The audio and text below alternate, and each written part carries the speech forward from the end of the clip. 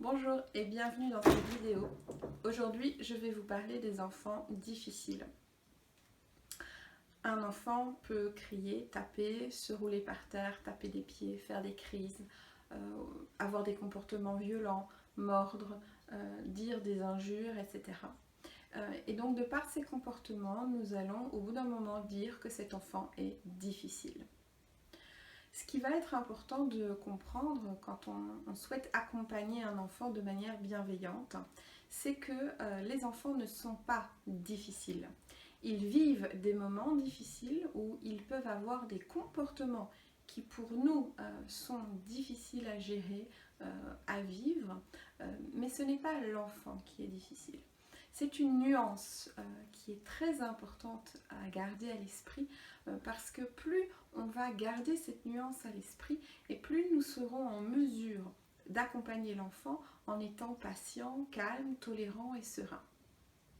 Je vais vous faire une petite démonstration à l'aide de deux coussins sensoriels Montessori que je vais détourner de leur utilisation première pour vous expliquer le principe de séparer le comportement et l'identité de l'enfant. Alors, je vais vous présenter un premier coussin, le coussin bleu, qui va représenter l'enfant. L'être, qui il est, l'identité. Ça peut être également un adolescent qui peut taper des pieds, claquer les portes, etc. Ou même un adulte, votre mari ou votre belle-mère par exemple, avec qui vous avez eu un différend. Donc ce petit coussin bleu, c'est qui nous sommes. C'est moi, Victoria, 31 ans, ou c'est vous, avec votre parcours, avec vos goûts, vos valeurs, qui vous êtes, votre identité. Vous n'avez qu'une seule identité. Qui vous êtes, c'est vous. Et donc c'est représenté par ce petit coussin bleu. Tout au long de la journée, nous avons tous, autant que nous sommes, adultes, adolescents, enfants, différents comportements. Ces comportements peuvent être plus ou moins positifs. Nous pouvons tenir la porte à une personne qui rentre dans un lieu public. Nous pouvons céder notre place à une femme enceinte dans un bus. Nous pouvons céder le passage. Nous pouvons rendre des services. Nous pouvons écouter quelqu'un qui a besoin d'être écouté. Donc tout ça, ça va être des comportements représentés par ce petit coussin vert.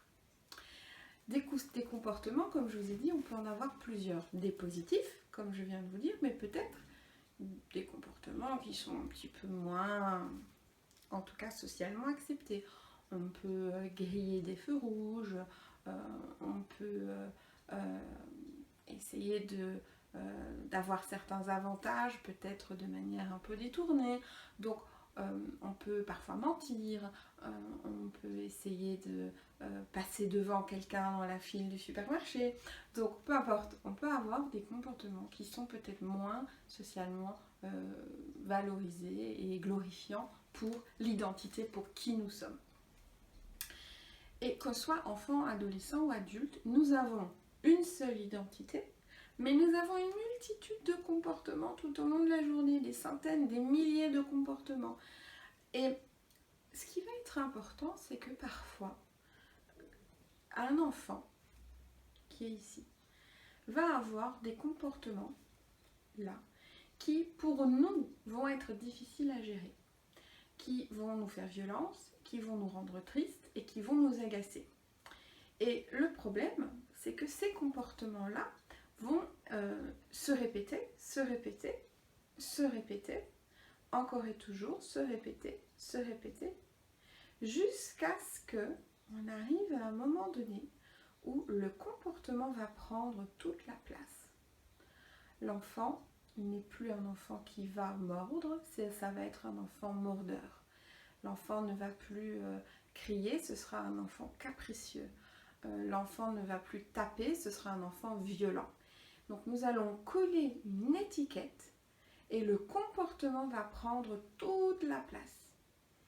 Et de là où vous êtes, vous qui regardez cette vidéo, est-ce que vous voyez encore l'identité de l'enfant qui a des comportements? L'identité, elle est là, elle est cachée derrière les comportements de l'enfant. Et ces comportements-là prennent tellement de place que nous ne voyons plus la personne qui est derrière.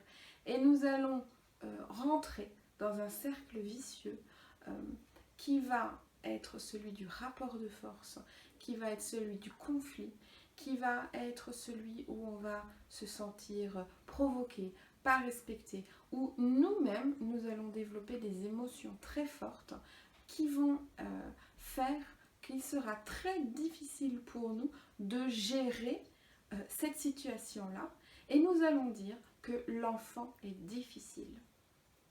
L'enfant n'est pas difficile. L'enfant, il est là.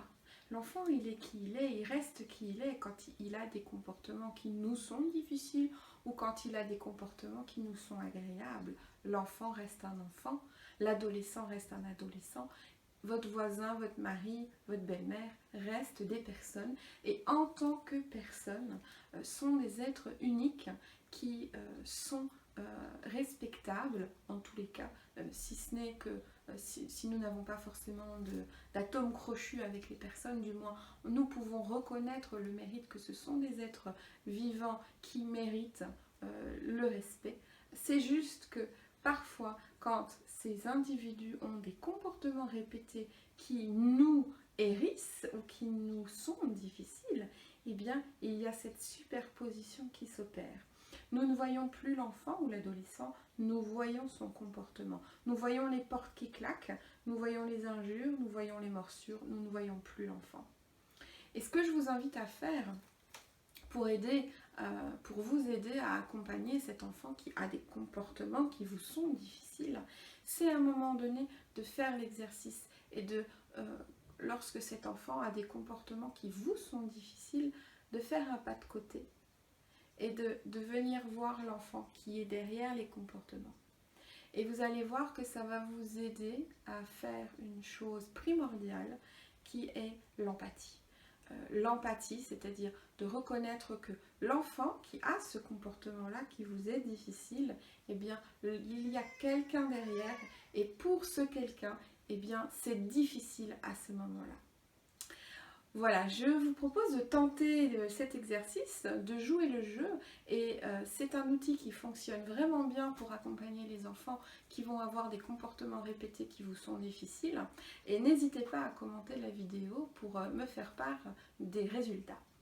À bientôt pour la suite.